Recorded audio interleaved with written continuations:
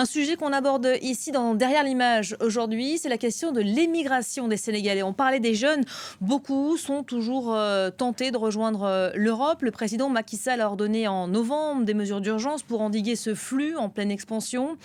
Derrière l'image s'arrête donc aujourd'hui sur le sujet avec vous, Charlotte Auberti. Bonjour Charlotte. Vous êtes journaliste pour la rédaction Info Migrants et donc vous êtes partie en reportage récemment. Vous avez couvert le départ des migrants vers les îles des Canaries, cet archipel espagnol situé au large des côtes marocaines. Vous avez choisi pour aborder le sujet aujourd'hui un cliché, une photo. On va le regarder et puis on va l'expliquer aussi. Oui, bien sûr. C'est le dernier naufrage en date au large du Sénégal. Il est survenu le 28 février au large de Saint-Louis. On a reçu ces images, ce sont des images amateurs. On a aussi une vidéo qui montre le chaos de la scène. Donc on voit une embarcation surchargée d'environ 300 personnes qui s'échoue, qui est en train de prendre l'eau, qui est en train de s'enfoncer dans l'eau, tout proche du rivage. C'est pas très étonnant parce qu'on sait que quand les personnes partent du Sénégal vers les Canaries, ils longent dans un premier temps les côtes ouest africaines jusqu'au niveau du Maroc. Et c'est à ce moment-là, quand il reste à peu près une centaine de kilomètres, qu'ils prennent le large vers les Canaries. Donc, c'est pas très étonnant qu'ils aient été proches du rivage, mais le fait qu'ils soient si proches n'a pas empêché la mort d'au moins 28 personnes dans ce drame.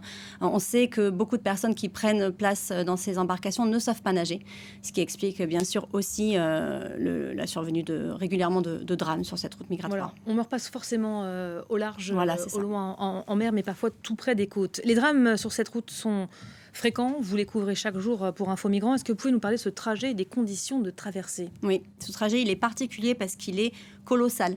Donc, il y a environ 1500 km qui séparent le Sénégal des îles Canaries, la porte d'entrée vers l'Union européenne. Donc, 1500 km, si tout se passe bien, ça représente entre 5 et 7 jours de navigation dans un océan, à bord d'une embarcation qui n'est autre qu'une grosse barque. Ce ne sont pas réellement des bateaux, ce sont des grosses barques qui sont destinées initialement à la pêche au large du Sénégal.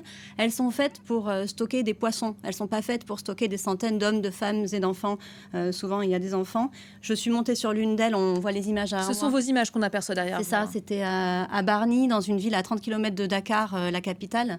Je suis montée sur cette pirogue qui était encore sur le sable et que son propriétaire tentait de vendre pour faire passer des migrants vers les Canaries. Donc elle fait 22 mètres de long. On se rend compte un peu de la grosseur de cette embarcation. Et on peut écouter Makodou, qui est le vendeur dont je parlais, qui nous explique la répartition à bord. Les cales que tu vois là, il y a des personnes.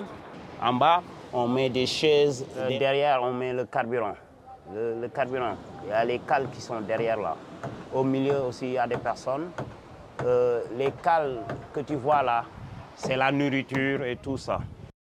Voilà, donc les personnes sont entassées de manière catastrophique, dans des conditions catastrophiques dans ces cales pendant plusieurs jours, parfois une semaine, parfois plus.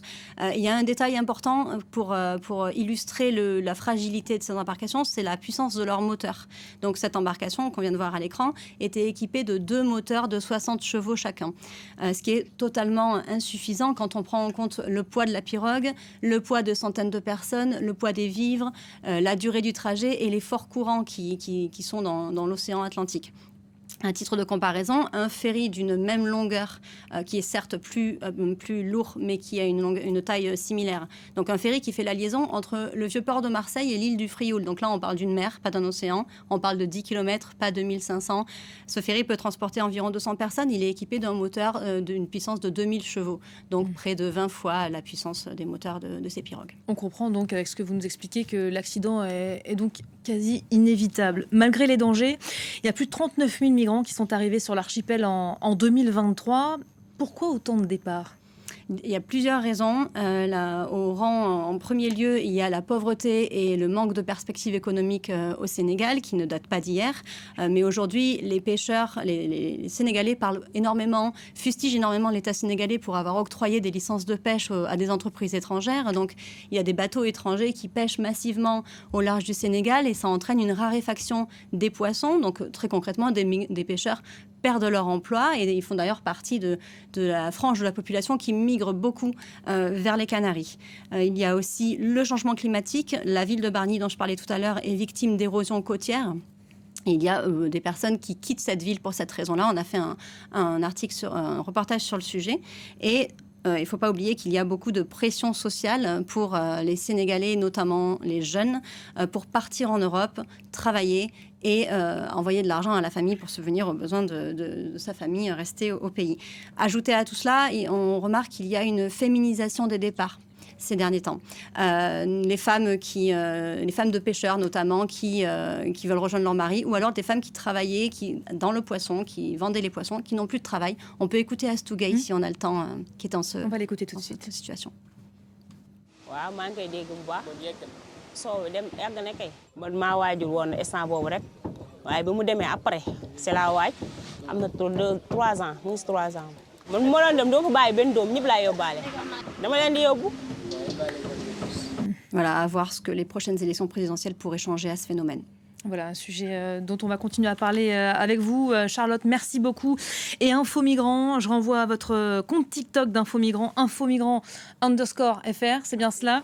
Et je vous rappelle également que nous serons évidemment mobilisés pendant ces élections présidentielles au Sénégal tout le week-end. Retrouvez notre édition spéciale dimanche à 20h depuis Dakar.